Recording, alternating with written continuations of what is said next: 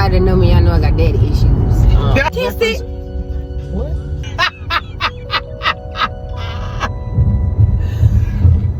Is there a moment or a time in your life where it really clicked to you, where you was like, you know what? I feel safe. Like my mama got me. Like I'm straight. Like, is there a time where you can actually just kind of think of? It was 2. Okay. So the first time, anybody that know me, I know I got daddy issues. B.A. The first time, I had gotten to it with my TT about some stuff with my daddy, and I came home pissed. Like, I came home crying. So you know I was pissed. I didn't say a lot, but what I did tell her about the situation, she hugged me and she started crying too. And yeah, it was a very heart-to-heart moment. That was, I don't know, probably like 3-4 years ago. I actually started therapy after that, so that was a very heartfelt, warming moment. And then the other one, this one I was going through heartbreak, y'all. I had it happens. Shit is inevitable. You hear me? It's gonna happen. I was going through heartbreak, and my mom and sister kissed me goodnight, like every night when I was staying with them. And I think one night she came in and they told me goodnight, and I just broke down crying on the bed. Like, I don't know, I just lost it. And then they just both hugged me and like said a prayer with me and stuff. So I remember that night. I actually remember that night. Babe, I was in shambles. It was, but in her defense, it had recent, like it was like maybe a couple days of happening. And what you gotta understand is, heartbreak is gonna happen no matter what. You ain't gonna be able to save yourself from it. It's going to happen. Now, how you deal with it? Me, I couldn't eat. I had went to work with 2 shirts. Can't eat, baby. R. Kelly on. I went to work with 2 shirts on, but you know what? It builds character. It builds character, so it's all right. It's all right. Yeah, it does. It does. You know, it really does. You know, it makes you. I think for me, it made you kind of see what it was that in the next relationship, what you were going to do, or what you didn't want to do. If you don't take nothing from each relationship, did you really learn anything? Did you grow? That's what matters. Right. So I think that was the whole thing. Like, I think, and I ain't gonna say it was a terrible relationship. I just think that they were on 2 different courses in their life, and it happened. But you gotta know that I'm rocking with who I'm rocking with, right? Okay.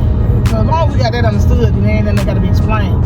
So for me, it's just one of those things where we can all, everybody that's listening to this or whatever, you're gonna better remember that point of your life where something happened and it's like, man, it stuck out in my mind. Like, I remember when I was just so in love with such and my heart was broken. So, and then one day you wake up and you realize, wow, I'm really okay. I'm over it. That's the beauty of it. Right. The day that you realize that you survived, you made it. Alright, so this here kind of pinpoints, like, maybe for my future grandchildren. Y'all, low key, very low key. I'm kind of ready for this, but I'm not. But what's one tradition that we do that you would like to, or if we don't do it, you would like to do it, but also carry it on into your future tense of, you know, children and your family? Definitely game night on holidays.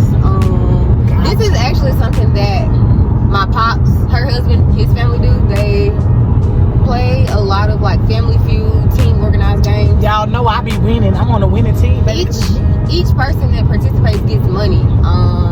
So everybody puts it in the pot. Yeah. So like family stuff on holidays, for sure.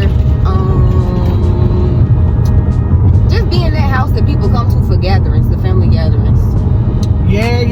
I can agree with that. With the fact, non-disclosed, where we're moving to, with the fact that we're moving this summer, that's part of what I'm looking for in our home. My husband personally doesn't care as long as he gets his man cave, but that's part of what I'm looking for. I'm looking for a space where all my family and friends can just gather. You know what I'm saying? And I can dip off and go to sleep or go somewhere and hide out if I want to. But everybody still has that personal space. I'll be honest, I love cooking for people. I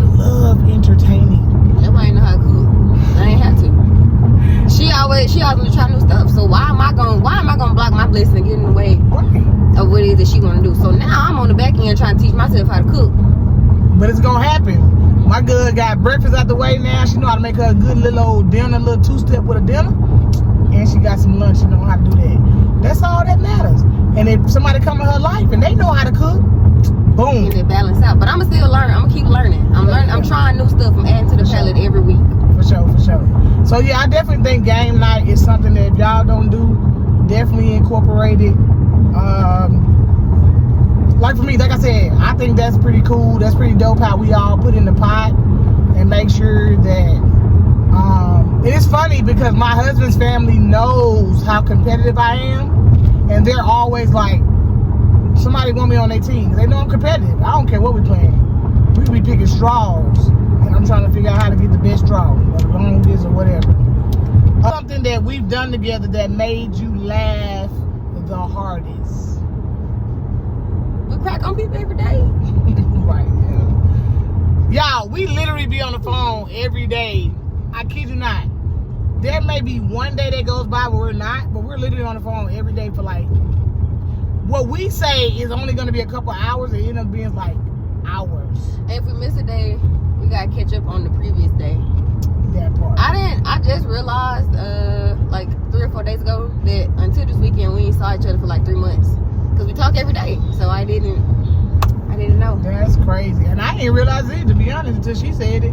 I'm like, dang, I had to like literally go back into my phone to like recall a moment to like see like, was it really July or is she just mistracking? But nah, it was really July. Probably when we crack on my, I ain't gonna say crack on my granny, that sound bad. But usually if I'm trying to hold my laugh in, it's gonna be funnier. And usually she'll say something and I try to hold it in, and then my granny get mad at both of us. So, but it really be her, y'all. So she'll say something, and then I laugh. I've always laughed at stuff, but it really be her. And then I started laughing, and my mama mad at both of us. But the whole time, it really like Zai is like 100% goofy, man. Like how you a doctor, dude? Like for me to have a very serious career, I'm a very unserious person. Dude, how is you a doctor? I don't know. How am I a parent? Hold on. We went to visit Chicago during summertime for a family reunion, my husband's family reunion. Y'all, I'm ready to go back. Yeah, I'm ready to go back. I want to be a Chicago. What? I love Chicago. That's my favorite. You never said you was going back? It's my favorite U.S. city to stay, to travel to. Oh, okay. I would do a residency there. What? She's never said this shit. So I'm open to doing some work there. Not to live forever, but you heard got education so I can be flying to Chicago. But Chicago was really nice. We did not get a chance to see all of it, unfortunately. We had a lot going on that weekend, but we did what we could. So I enjoy Chicago for sure.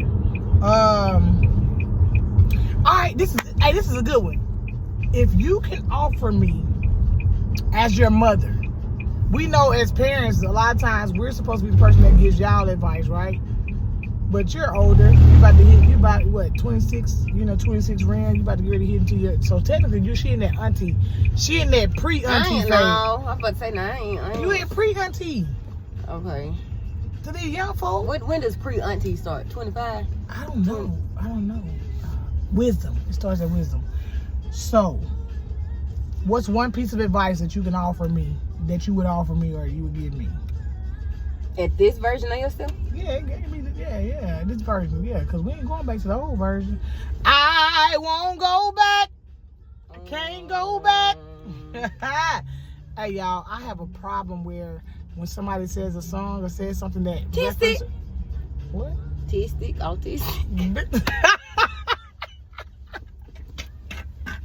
Hey, that's probably not funny. I think I got a touch of it, So listen, I have an issue where people reference a word that goes to a song. I just bust out and sing it.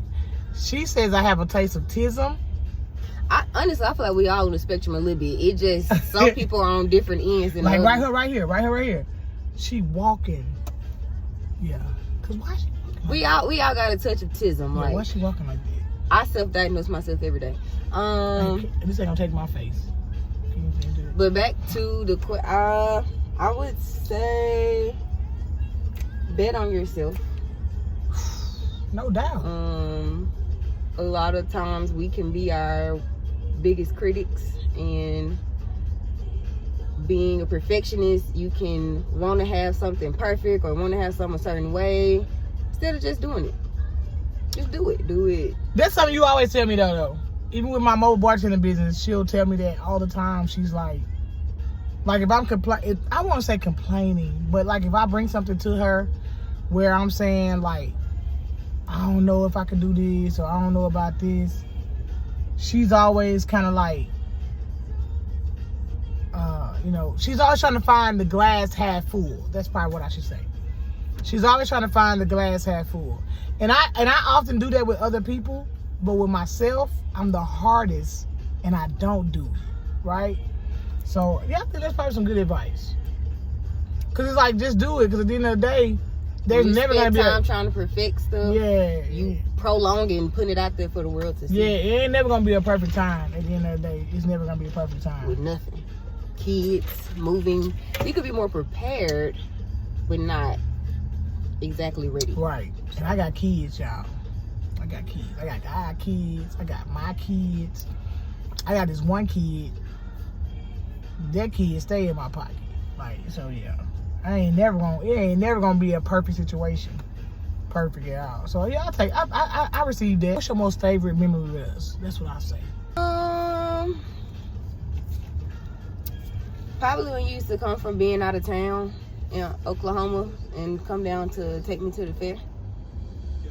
Like, or go out to eat or something. Like, I knew when you came to town, I knew we was finna go do some stuff. Like, I ain't gonna just sit around the house. I knew I was gonna either go out to eat, I was gonna get some new clothes or something, but we was gonna be out in the streets. If I didn't already bring the clothes with me or the shoes with me, she had got to a point though, honestly, she had got, like, I could bring her some shoes that I knew was like exclusive. She had got to the point to where like she kind of started developing her own little style. And I mean, I could be a little biased, but she's kind of like a fashionista to me. But is it Nesta or Nista? Nista with an I. Anyway, she did. But for me, being that I was a supervisor at a certain point, at a certain location of a business, I worked during the weekends, so my employers could work during the weekdays. Weekdays, I was in Louisiana.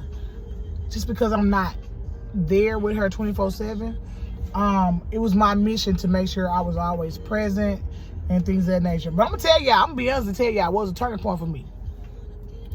How old you was? About 7, 8, maybe 6. When you had told me, I told you I was gonna go and I was coming back. I think I still lived in Haney. Yeah, we did on Haney. I was in pre-K then. So it had to be like 3 or 4. So she was young, y'all. So every young mama know this. I would always say, I'll be back. I'm finna go to the store. I'm finna go such and such, but I'll be back. She started getting hip to me saying I'll be back, right? So one day I said, I'll be back. I'm finna go such and such. That mother said, you ain't gonna be back. You always tell me that. And you don't never come back. You just be telling me that. Y'all, if ain't nothing else broke my heart before. But when she said that, man, I remember distinctively calling my homegirl. I said, I ain't gonna be able to go to the club tonight. She said, why? I said, man, I gotta chill out. I ain't gonna be able to do it. Couldn't even do it. She called me out on my BS. When I say I've never been broken down in that capacity, that broke me down. So for me, it's always been important to show up in my kids' life however I had to show up. And that's even for my youngest. When my youngest was born, I used to work at Job Corps. I started working at Job Corps, and I started... Point proven. I started... Tell them. Dude, I don't have that. Or maybe it's ADD or something. I don't know. But anyway, I was at Job Corps after I had my kid, man. I asked my husband, I said, hey, do you mind if I... What the hell? That just left? She's right there. Oh, okay. we trailing somebody. I asked my husband, like, hey, do you mind if I step back? work on my teaching certification because I really want to be more active in my children's lives, especially with that second one coming. He was very supportive. He didn't have a problem with me doing so. Something that always lives in my mind, how she called me out on my BS. Cause I swear, y'all, every time I was getting ready to go to the club, I'll be back. Man, I went back to the next day. But that right there, I would have to say, yeah, that's probably one of those memories that is probably gonna forever stick. This has been Women's Eye segment. Yeah. If y'all want to see more, we ain't got nothing catchy yet, y'all. Give us a little time. Yeah, just a little time. Or if y'all want to put some in the comments to give us some ideas, that'll work too. Right, because we just decided we're gonna talk about what we talk about. But just know, if you want to hear more, we got more. All right, we'll holler.